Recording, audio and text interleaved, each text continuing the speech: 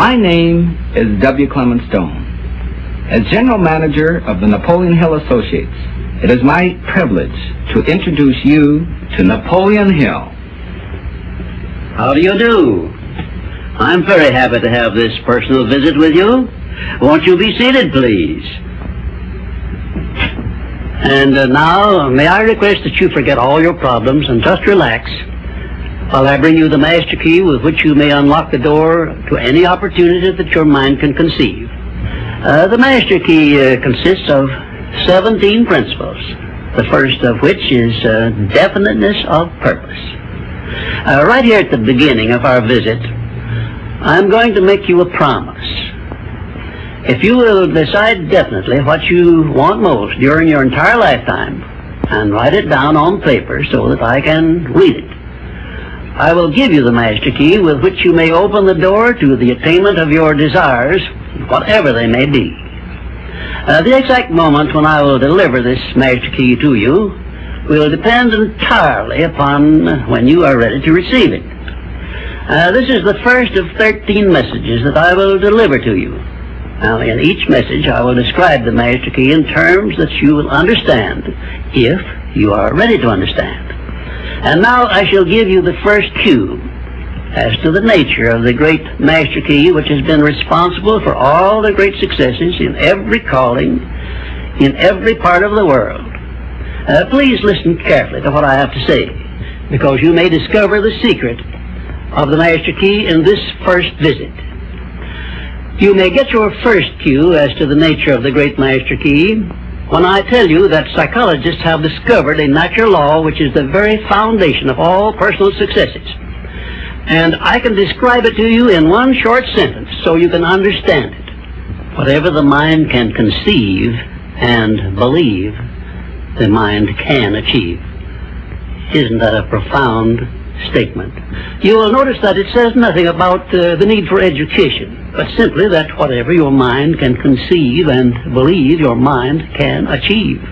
Now, if you want evidence that the mind can achieve whatever the mind can conceive without the benefit of formal education, you only have to remember that Thomas A. Edison conceived the idea of becoming an inventor and lived to become the world's greatest scientist in the field of invention, with only 3 months of common school education. When I first heard Andrew Carnegie describe this natural law, which makes it possible for you and I and everyone else to write his own price tag in life and attain it, I became so enthused over it that I began to search for the power back of it, and my curiosity led me finally to the discovery of the master key, which I shall reveal to you if you are ready to receive it.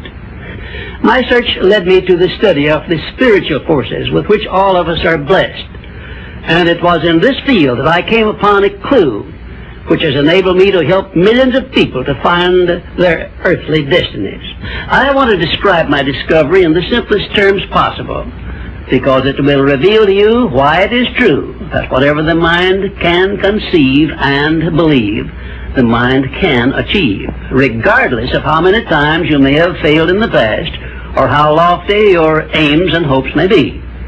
I caught my first fleeting glimpse of the profound law which provides the means by which we may choose our own purpose in life and attain it, while I was being coached by Andrew Carnegie during the organization of the Science of Success philosophy. I had just finished telling Mr. Carnegie that I feared he had chosen the wrong person to give the world the first practical philosophy of personal success because of my youth, my lack of education, and my lack of finances.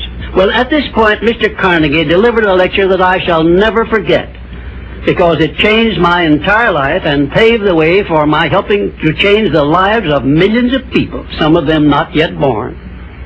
Let me call your attention to a great power which is under your control, said Mr. Carnegie, a power which is greater than poverty, greater than the lack of education, greater than all of your fears and superstitions combined. It is the power to take possession of your own mind and direct it to whatever ends you may desire. This profound power, Mr. Carnegie continued, is the gift of the Creator, and it must have been considered the greatest of all of his gifts to man, because it is the only thing over which man has the complete and unchallengeable right of control and direction. When you speak of your poverty and lack of education, Mr. Carnegie explained, you are simply directing your mind power to attract these undesirable circumstances, because it is true that whatever your mind feeds upon, your mind attracts to you. Now you see why it is important that you recognize that all success begins with definiteness of purpose, with a clear picture in your mind of precisely what you want from life. Then Mr. Carnegie continued his speech with a description of a great universal truth which made such an impact upon my mind that I began then and there to give myself a new outlook on life, and set up for myself a goal so far above my previous achievements that it shocked my friends and relatives when they heard about it.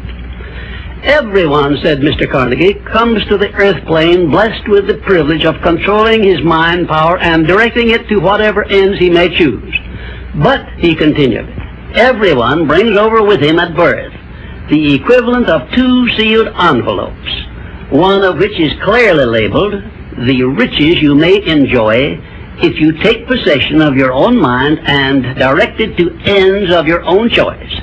And the other is labeled, the penalties you must pay if you neglect to take possession of your mind and direct it.